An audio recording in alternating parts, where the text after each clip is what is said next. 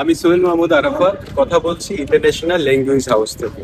আজকে আইএলস এর টাস্ক 2 মানে স্পিকিং টাস্ক 2 একটা হিস্টোরিক্যাল প্লেস নিয়ে কথা বলবো।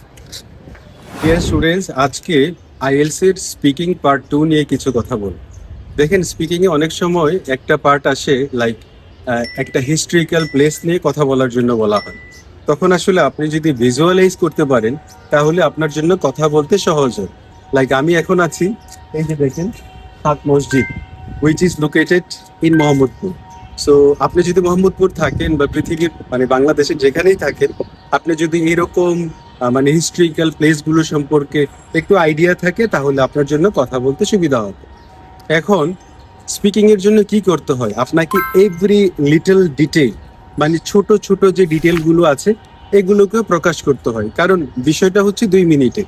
সো এইখানে আসলে যদি এইগুলো আপনি ছোট ডিটেলগুলো এক্সপ্রেস করতে পারেন তাহলে আপনার জন্য সহজ হবে।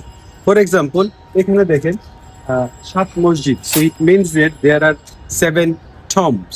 সো অবশ্যই এটা রাখেন। দেন আরেকটা তথ্য রাখেন যে এটার colour. Alright, so the colour is like, কালারটা কেমন, অনেক ইটের মতো, যে brick like colour. Alright, because it has not been renovated maybe for a very long time. So এখন যে বিষয়টা আপনি আবার শিওর না, এটাকে আপনি বলেন মেবি, পারহ্যাপস, প্রবাবলি। সো আপনি যে কোনো কথাই বলতে পারেন এইভাবে। অ্যান্ড দেন এইটা নিয়ে একটা জনশ্রুতি আছে, লাইক এটা আসলে নাকি ভেসে এখানে চলে আসছে। সো সেটা আপনি বলেন যে there is a rumour that this mosque has come by floating in that area. So এইভাবে ছোট ছোট তথ্যগুলো যখন আপনি একসাথে করবেন অটোমেটিক্যালি আসলে 2 মিনিট হয়ে যাবে। সেইভাবে আপনারা আইএলস এর স্পিকিং টাস্ক 2টাকে ওভারকাম করতে পারেন। Thank you.